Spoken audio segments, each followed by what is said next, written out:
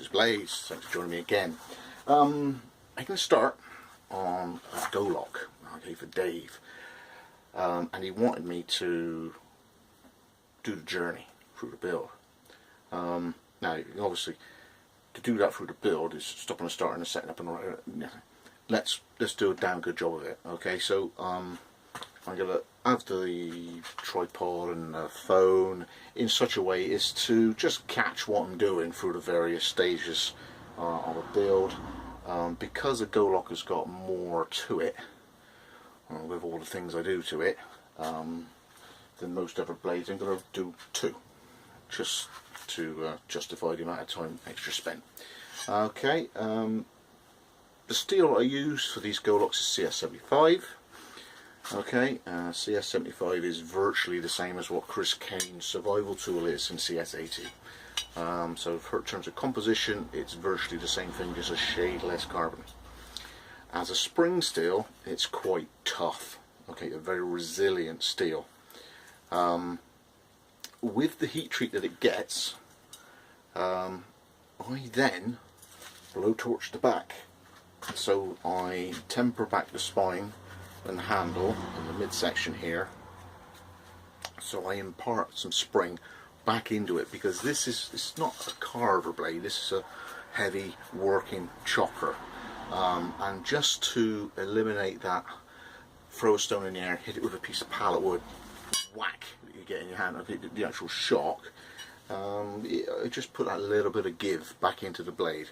So you'll see the temper lines when I've used a blowtorch in a sort of tray of water, and the rainbow should be around about in the middle of the blade.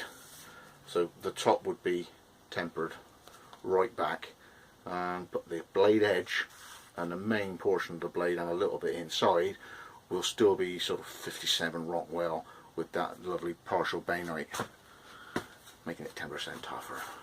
Tougher, tough, tough, tough. Okay, so with all that, I thought I might as well just do two. Okay, so I'll get this set up. Obviously, it needs to be degreased because it's sat in a lot of oil. So I'll get set up. I'll see you in a minute.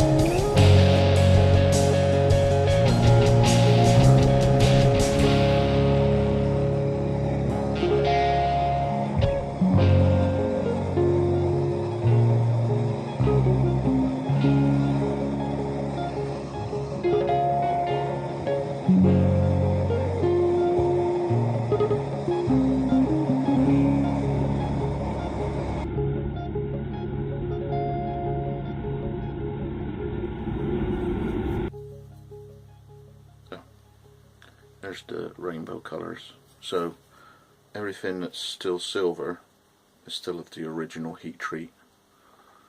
Everything that's above that rainbow line is now softened.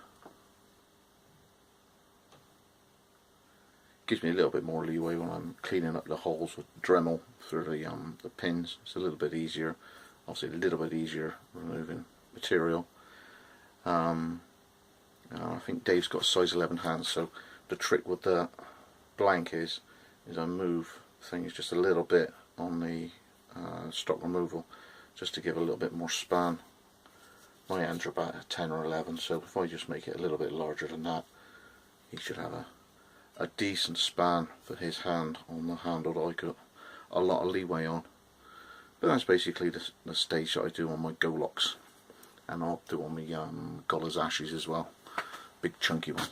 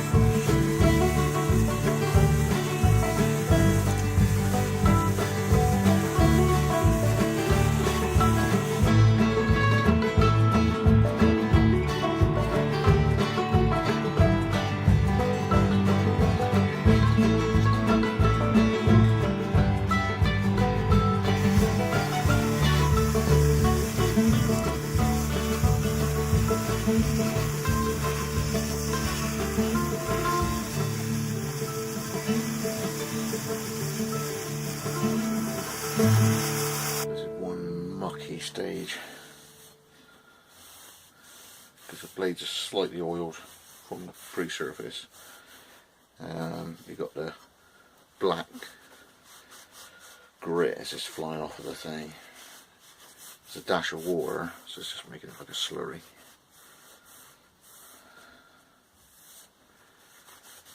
Right, so the outside of the whole profile has removed the carbon, the laser burn basically. Also when it comes to lasers, and more so with water jet, you get a draft angle as it undercuts when the thing goes through the material. There's various angles going on as the material's getting blasted out the other side. There's less so with a laser. But you've got to remove not just the draft angle, but the fact that they've got that super hot laser beam going through. You don't want that as an edge. So as you imagine, I took that away on the profiles, and I've shaped these as well. These are badasses. So 2 of them. Again, there's no point doing one because it makes everything very inefficient. You know, because I could spend almost as much time doing one as I do some 3. Trying to move the machine over and all that sort of setting up. So whilst I'm there, I'm trying to do as many stages as I can for other things.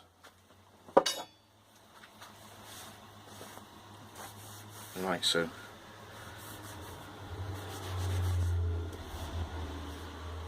there's Dave's with his. See, my hands are a good 10 and his are 11, so he's got a little bit of room either side. And then of course when they're the scales are on, there'll be even more coming off. So if I made it to fit now, I could only make it smaller later. You can't add material. Alright, so that's pretty damn close to where I want it to end up.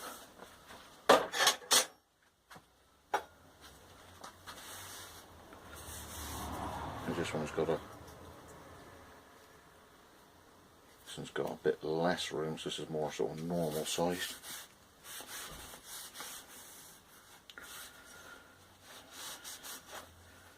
That's the non-Dave one.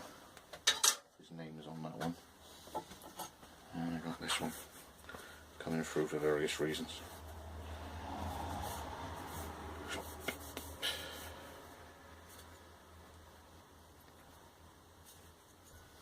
Now, when I was doing the surface grind, which I've got a little bit of a fire going on in our corner, I've got a mess tin catching the dust, and obviously the sparks gone around and caught fire or something. So can't start in a minute.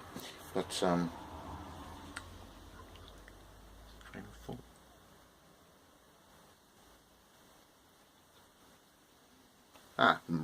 Right. When I do this initial surface grind, I'm just cleaning things up. And getting it neat and tidy. I know I'm going to be scratching it as I'm going, doing the horizontal grinding. So it'll all get cleaned up again properly, but the donkey work's done on the sides, and I can see what I'm looking at. Because sometimes I get the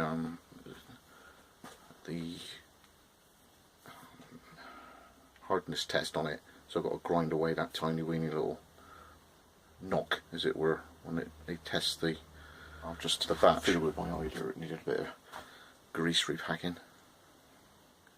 Medial stuff. So on the surface of the blade now, I'm cleaning it up pretty clean with a 120. So I've done like 2 passes on that now. Put my little 6-inch wheel on, like that. And it's just a case. I put a mask on for a second, but like that.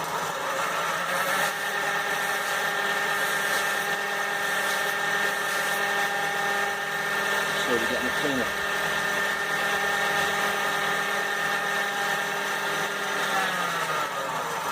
And the next stage is putting the centre lines on.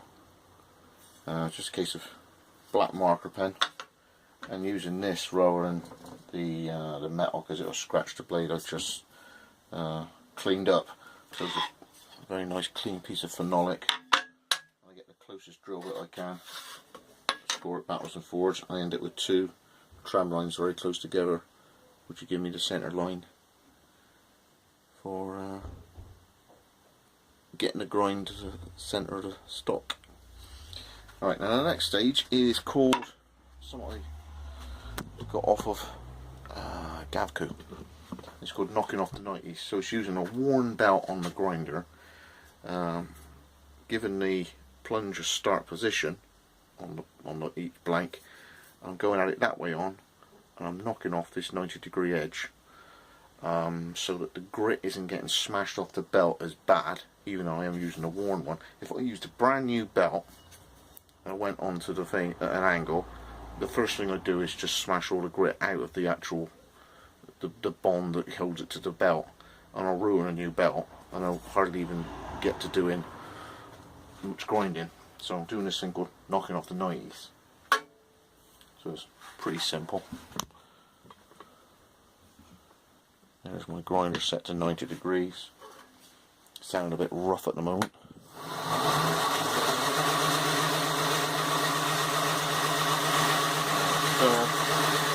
The grind starts there.